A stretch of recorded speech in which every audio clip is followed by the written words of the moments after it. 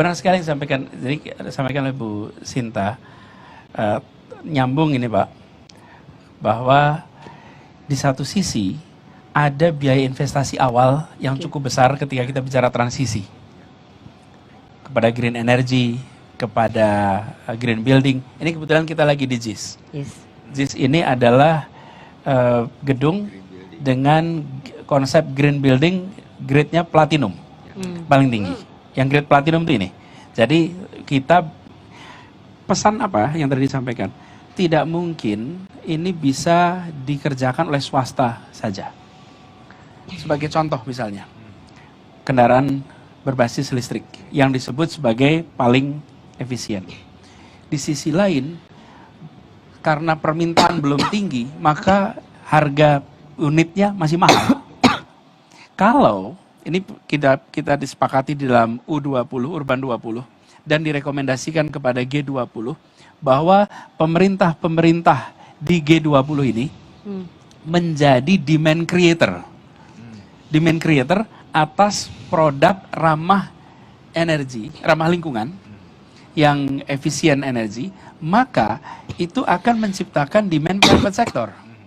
Itulah sebabnya misalnya Jakarta, kita beli bis, bukan beli, kita dorong bis listrik. Kemudian pengadaan bis listrik, begitu pengadaan apa? Pabrik bergerak. Dengan pabrik bergerak, maka harapannya nanti produksi atas kendaraan berbasis listrik menjadi turun. Tapi demand creatornya itu harus negara. Nah kalau negara kerjanya sendiri-sendiri, gak mungkin. Nah kalau negara yang bergabung di G20, yang datanya Pak Dino waktu itu 80% dari GDP dunia, itu bergabung G20 menjadi demand creator, maka nanti pasar tercipta, transaksi muncul. Jadi harapan yang tadi Pak Surya sampaikan tentang ingin konversi, dan itu membutuhkan keterlibatan private sector, tapi investasi awal di situ harus dilakukan oleh negara. Nah ini saya rasa ini salah satu agenda yang mungkin kita bisa dorong untuk menjadi bahan nantinya. Oke, Kang Emil mau menambahkan, silakan. Ada berita baik yang perlu disampaikan di G20 menurut saya. Jadi Stanford University bikin studi nih. Di manakah negara-negara yang neraca energi terbarukannya sempurna? Ternyata Indonesia. Di tahun 2050. Jadi 2050 itu Tuhan memberikan tadi 6 takdir ya, dari matahari, air, gas, panas bumi dan lain-lain itu menghasilkan 400.000 megawatt kalau ditransformasikan jadi energi kan. Sementara 300 juta penduduk Indonesia, seboros-borosnya lah ya, paling hanya mengkonsumsi 200.000 megawatt. Berarti sisanya 200.000 megawatt itu bisa dijual ke negara-negara yang membutuhkan energi terbarukan kan begitu. Jadi harusnya di Bali ada statement itu menurut saya ya, bahwa kami atas takdirnya memproduksi energi terbarukan dan kami mau berbagi ke seluruh dunia kan kira-kira begitu ya. Sehingga di masa depan kita ini eksportir energi terbarukan yang luar biasa. Yang kedua, ya Indonesia kan di voting negara terindah di dunia kemarin kan. Jadi sebenarnya momentum G20 ini pas dengan isu energi terbarukan. Nah pertanyaannya kan political will-nya mau apa tidak. Dalam undang-undang energi dan energi terbarukan ya Pak, kita hanya nargetin 30% di tahun sekian. Jadi sebenarnya bukan nggak ada resourcesnya, tapi kemauannya. Kenapa? Karena energi fossil fuel industrinya kan, seperti yang Bu Sinta sampaikan kan masih juga mendominasi dalam percakapan-percakapan bisnis yang sifatnya energi terbarukan. Nah tadi menjawab juga statement dari Bu Sinta bahwa kota harus berperan. Tadi teori urban itu tadi dia padat, ya. Dengan padat dia punya banyak problem, tapi juga menyelesaikan. Jadi kalau kita kota mau mengurangi energi yang sekarang terjadi, mobilitasnya itu paling keren itu jalan kaki sebenarnya. Jadi gimana caranya para wali kota mendesain kotanya supaya semua orang mau jalan kaki. Setelah jalan kaki yang paling primitif itu orang naik sepeda kan begitu. Nah baru sisanya pilihan. Naik motor kah, naik mobil yang ujung-ujungnya kan bensin dan sebagainya.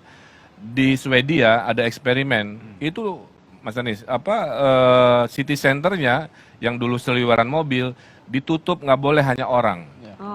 Protes bisnisnya Bu, gimana orang mau datang kalau akses mobil ditutup. Dieksperimenkan lah, hasilnya kebalik. Semakin nggak ada mobil, nggak ada asap, nggak ada polusi, orang nongkrong lebih lama. Hmm. Karena nongkrong lebih lama, lapar haus lebih banyak. Jadi Ekonomi- shopping time-nya lebih tinggi. ekonomi naik, Nah, ya. jadi ini contoh-contoh bagaimana keputusan Mas Anies di level kota, keberanian ya dengan teori itu seperti di Swedia tadi, pelan-pelan mengurangi. Karena mobil mah nanti menyesuaikan. Kata siapa ditutup macet, nanti dia akan cari jalan kayak air gitu. Nah inilah Bu Sinta, menurut saya komitmen-komitmen dari kami menggabungkan antara Indonesia 2050 net dan memproduksi energi terbarukan, lifestyle kita dirubah, perbanyak walking activity, misalkan begitu ya, itu bisa menyelesaikan isu-isu yang terjadi di kota juga itu. Kota tua sudah begitu. Nah, kota Sekarang tua, kota tua itu menjadi kawasan bebas kendaraan bermotor. Ya. Jadi low emission zone di kota tua, jalan Kendal kita tutup menjadi kawasan gitu. Dan betul sekali trotoar. Karena itu urutan di Jakarta adalah satu jalan kaki, yang kedua adalah kendaraan bebas emisi, kendaraan umum, baru kendaraan private. Trotoar saja itu 241 km yang sekarang terbangun dan itu kemudian mengubah sekali pola. Jadi betul yang disampaikan bahwa kita ingin agar kendaraan umum itu menjadi fasilitas mobilitas karena juga dari sisi dekarbonisasi itu jauh lebih tinggi dampaknya ketika penduduk menggunakan kendaraan umum daripada ketika penduduk pindah ke kendaraan listrik. Yes. Kenapa? Karena kendaraan listrik itu masih memenuhi jalanan. Yang kedua, kendaraan listrik ini masih menggunakan listrik yang sumbernya dari bahan batu bara. non renewable. Tetapi kalau penduduknya pindah ke kendaraan umum, maka efek kepada dekarbonisasi itu jauh lebih besar. Itu sebabnya kami di Jakarta dorongnya kendaraan umum dan kendaraan umumnya berbasis listrik.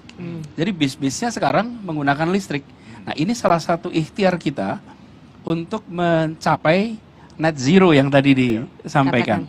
Jakarta sendiri targetnya itu Bu Sinta tahun 2030 itu kita menurunkan net zero 30% dari 2030. Dan by now itu kita sudah, bukan by now, kita setahun yang lalu itu sudah 26%. Jadi kita itu udah ahead of schedule. Jadi harapannya dalam 2-3 tahun ke depan ini sudah tercapai 30%.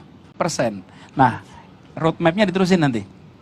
Ini perlu kolaborasi sama-sama, tapi investasi awal itu akan sulit dilakukan oleh private sector.